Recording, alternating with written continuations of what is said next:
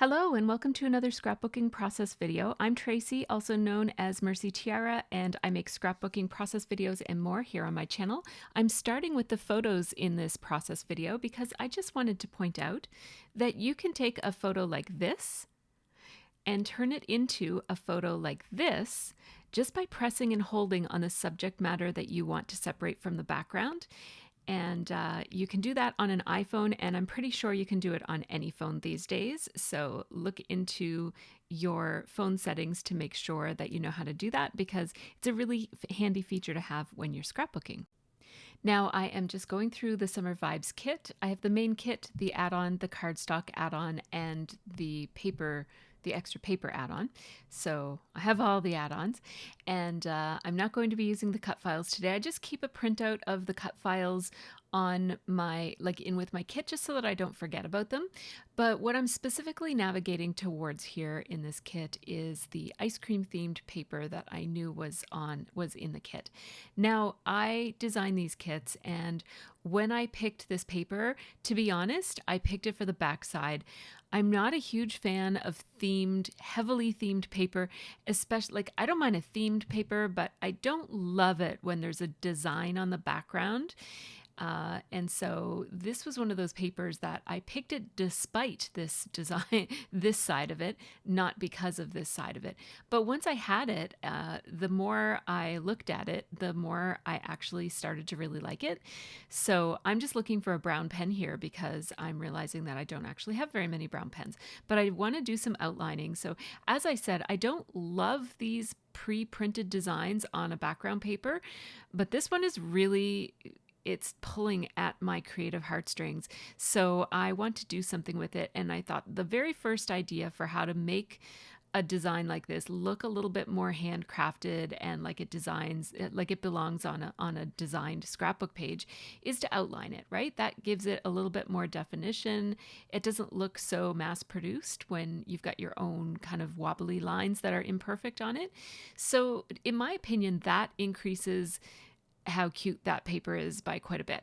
So task completed for that, and I'm just going to trim down my photos. So as you see, I have it's just a little bit less than 4x6 photo there.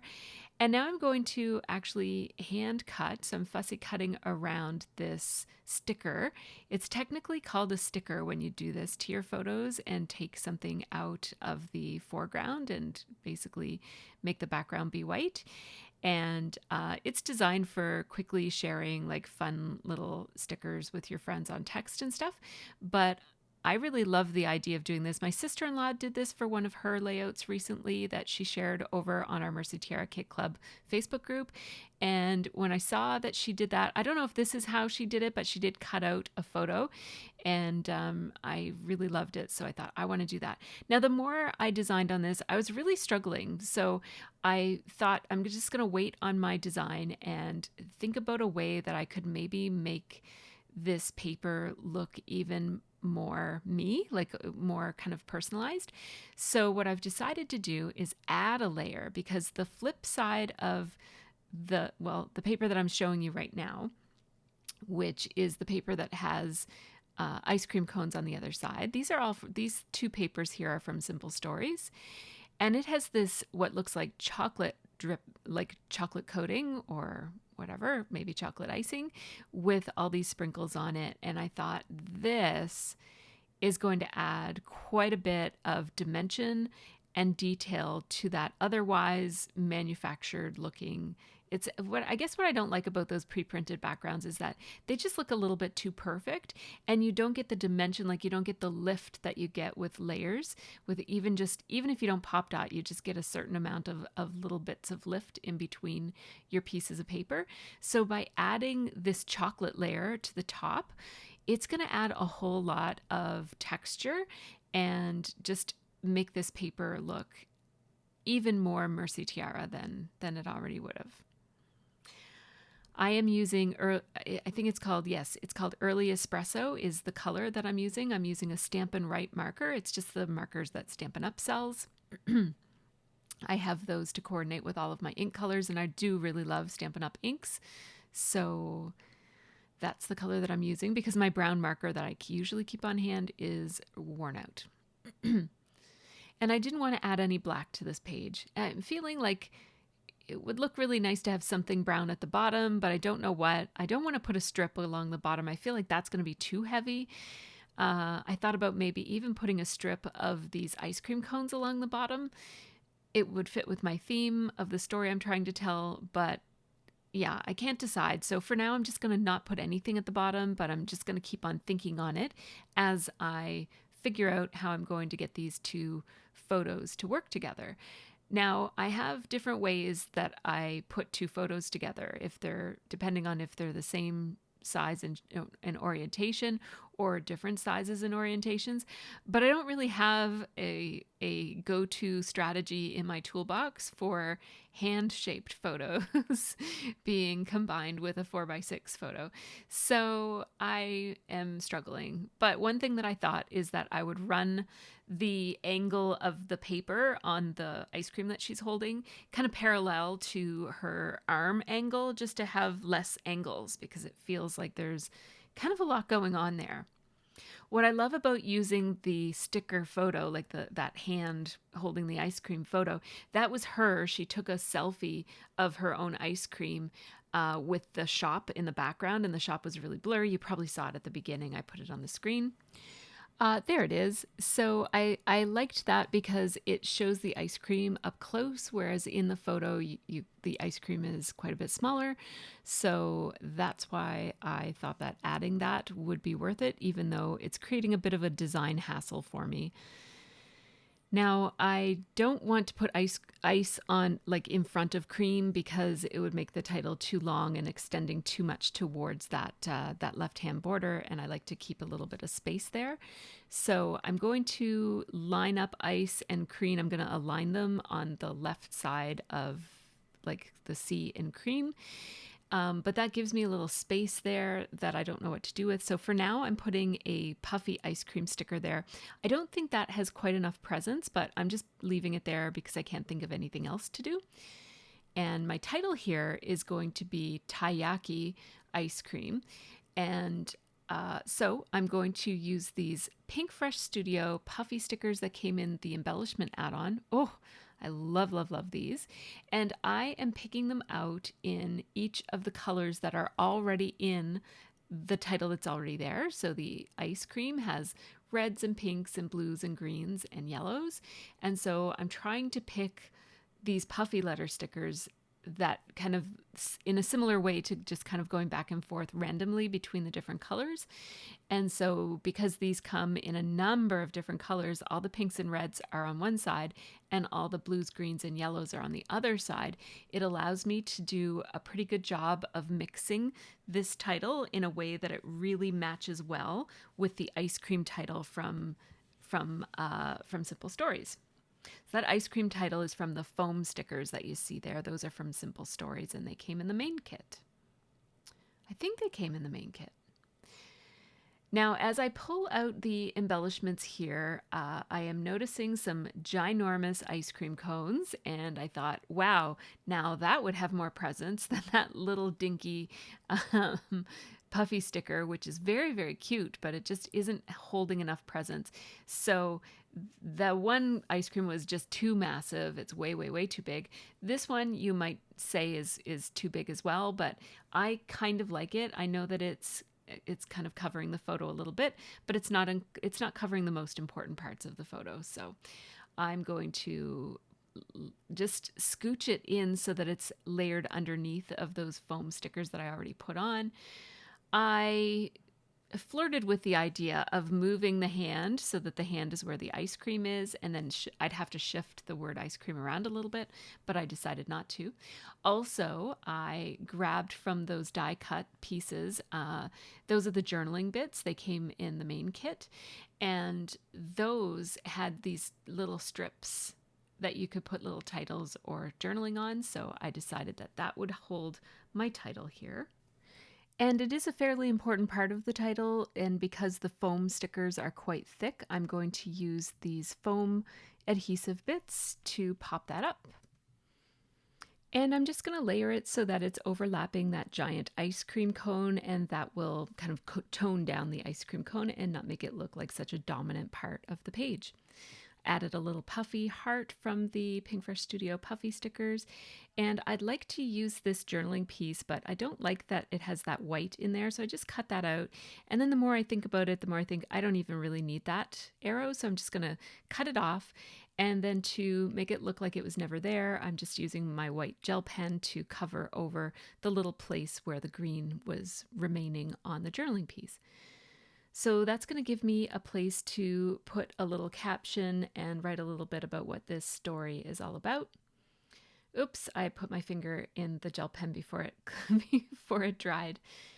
I'm just looking for anything else that I might want to put on this page. I thought the little sales stickers, the little circles with prices in them, were cute, even though the ice cream was nowhere near that inexpensive. I'd love to use those strings of lights, especially where we were just like around the corner from Little Italy, where those lights are strung between the streets, and it looks really, really beautiful. But it didn't really work with my design, so I'm going to hang on to that. Thought about putting the ice cream right there instead, and that indeed is where it's going to live. So that puffy ice cream sticker gets to make it on the page after all, just over here as an accent to my journaling. I don't want to forget to put some, instead of splatter, I'm going to sprinkle some confetti mix on this page. Confetti mix is a really great way to add what looks like a splattery element to your page, especially if you're a little intimidated or not sure about using mixed media products, or don't want to kind of drag out your mixed media supplies and potentially splatter over your work surface and whatnot. So it's a really great alternative, and I've been loving using them. They come in all the kits now. So far it's been either in the main kit or in the embellishment kit. But I think moving forward, they're going to be in the main kit. Just a little bit of Kit Club news. We will be hosting a giant full day crop with lots of activities and prizes on August 12th for anybody who has the Summer Vibes kit. So that's the kit I'm working with right now. If you want to be part of that, there's going to be live streaming all day in 3 different chunks, and prizes and a card workshop with Tiffany O'Grady, all sorts of great things. It's a $25 value crop, but it's only available for free to those who have purchased a Summer Vibes kit. So if you haven't purchased a kit yet, do get one now so that it'll arrive in time for you to participate in our August 12th all-day crop, which if you think about the value of the crop and the kit, that is a considerable savings. So hop on over to MercyTiara.com right now if you'd like to do that. And I am just going to read you what my journaling says. The girls were eager to try this Japanese ice cream in NYC. I used my roller date stamp to stamp out August 10th, 2022. And now I'm just going to pour my sequin mix into this little bowl so that I can kind of dig out the ones that I want. I'm basically going to replace any of the navy blue with either the pink or the aqua green. So it'll have a much softer kind of a look. I love those navy blue confetti pieces, but not on this page. And I'm just kind of trying to spread them out and make them look random. I jokingly say I spend a lot of time trying to make it look like I didn't spend much time, but this is the way it is. I am using this new picker-upper tool, which I totally adore.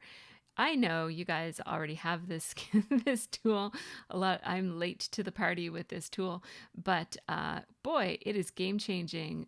People told me, yeah, it's game changing, and I thought, how big of a difference could it really make? Yes, it makes a very big difference. So yeah, it makes such a big difference that we have a part in our shop where we'll be featuring some of my favorite tools and stuff, and we're going to be stocking this one. So it's a game changer. I'm just basically, you use this tool to pick up the sequin, put a dab of glue, and then you use the tool to put down the sequin. And what I really love about it is that the sequins stay put when you're placing them. I've used other tools that had different things like putty or little bits of glue on the bottom of them, and they want to pick it back up again after you put it in the glue. So this tool is perfect. I am going to pull up these drips of chocolate just to emphasize the texture here and put a piece of foam underneath of them just to hold the space. And you'd think that this one is done, but remember earlier on when I said that I wanted to put a little bit of brown across the bottom somehow? Yeah, so here we are at the end, and I haven't done that yet. So I need to figure out what I'm going to do here. And what I think I'd like is to put a little tear and have the chocolate kind of peeking through. And this reminds me of, have you ever been eating from a waffle cone and the bottom gets a little hole in it and the ice cream starts to drip out? That's what this reminds me of. So I am really pleased with this being here.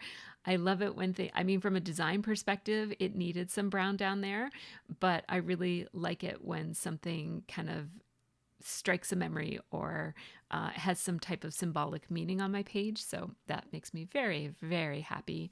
I love this page, and I am very surprised that I even tried to scrapbook on this side of this piece of paper, but I really love how it turned out. And I think that that is a message for me that I need to think more flexibly and maybe be a bit more open-minded about the papers that I choose, because this one is one of my favorites from recent memories. So I hope that you enjoyed it as much as I did. So before I share the photos, just a quick shout out to my Patreon supporters. These folks help make this channel happen, so big thanks to them. Patrons get early access to all my process videos and real-time unedited versions of my videos, as well as a monthly live stream and behind-the-scenes videos of my room and my process. So thanks to them, and thanks to you also for watching all the way to the end. It really does help my channel when you watch the full video. Let me know if you have any questions or comments, and actually I'd really love to hear how you use designed background paper, like when it has designs on it like this. Do you use these? Do you not use them? Are you looking for ideas for how to use them? Or do you have any ideas on how to use them that you'd like to share with us? Leave it in a comment below, because that way we can all get talking about the scrapbooking process and sharing our experience. So here are some of the places that you can find me. Our Kit Club shop is at the top there, and then the other links are also in the information section for this video. Thanks so much. Subscribing, liking, and commenting really does help my channel do well with the YouTube algorithm that we're all kind of working on. So thanks so much for watching and taking the time, and have a really great scrappy week.